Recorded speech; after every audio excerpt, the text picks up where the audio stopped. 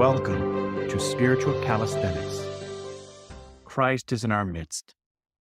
On September 28th, we commemorate Saint Chariton the Confessor, our righteous father, Alkeisonus, the Metropolitan of Nicopolis, old Epirus, Saint Baruch the Prophet, Saint Neophytos and Auxentios, the Martyrs of Cyprus, as well as Saint Auxentios, the Martyr Prince of the Czechs. Regarding Saint Chariton the Confessor, Saint Chariton was born in the city of Iconium during the reign of Aurelian, about the year 274.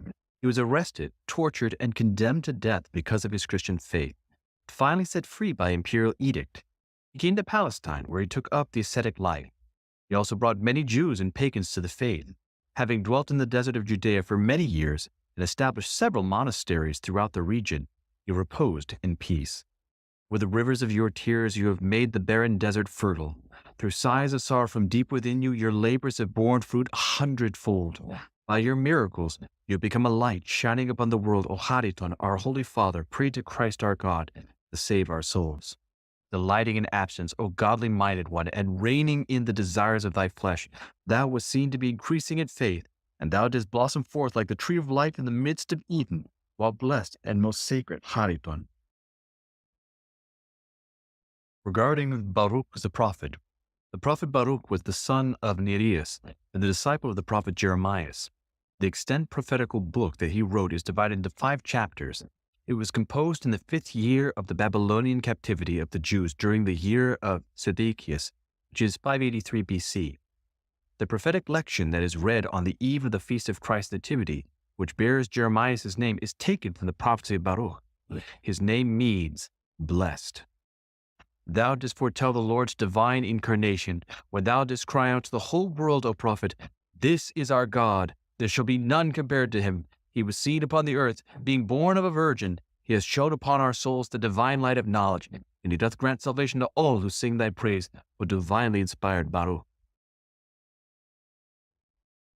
From St. Paul's second letter to the Corinthians. Brethren, it is the God who said, "Let light shine out of darkness," who has shown in our hearts to give the light of the knowledge of the glory of God in the face of Christ. But we have this treasure in earthen vessels, to show that the transcendent power belongs to God and not to us. We are afflicted in every way, but not crushed, perplexed, but not driven to despair, persecuted, but not forsaken, struck down, but not destroyed, always carrying in the body the death of Jesus, so that the life of Jesus may also be manifested in our bodies. For while we live, we are always being given up to death for Jesus' sake, but that the life of Jesus may be manifested in our mortal flesh. So death is at work in us, but life in you.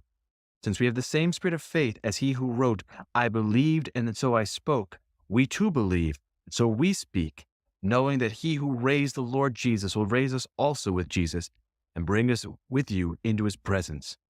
For it is all for your sake, so that his grace extends to more and more people and may increase in thanksgiving to the glory of God. In the Gospel according to St. Luke. At that time Jesus stood on a level place with a great crowd of his disciples and a great multitude of people from all Judea and Jerusalem and the seacoast of Tyre and Sidon, who came to hear him and to be healed of all their diseases. And those who were troubled with unclean spirits were cured, and all the crowd sought to touch him. For power came forth from him and healed them all. And he lifted up his eyes on his disciples and said, "Blessed are you poor, for yours is the kingdom of heaven. Blessed are you that hunger now, for you shall be satisfied. Blessed are you that weep now, for you shall laugh. Blessed are you when men hate you, and when they exclude you, and revile you, and cast out your name as evil on account of the Son of Man. Rejoice in that day and leap for joy. For behold, your reward is great in heaven." So from both the epistle and from the gospel, we see that the confessor, in this case Saint Chariton, those that suffer for Christ, they will rejoice, that their sorrow will turn to joy, because Christ turns all of that sorrow into joy, because the reward that is waiting for us is resplendent. I hope that you've enjoyed today's Spiritual Calisthenics. Have a blessed and wonderful day.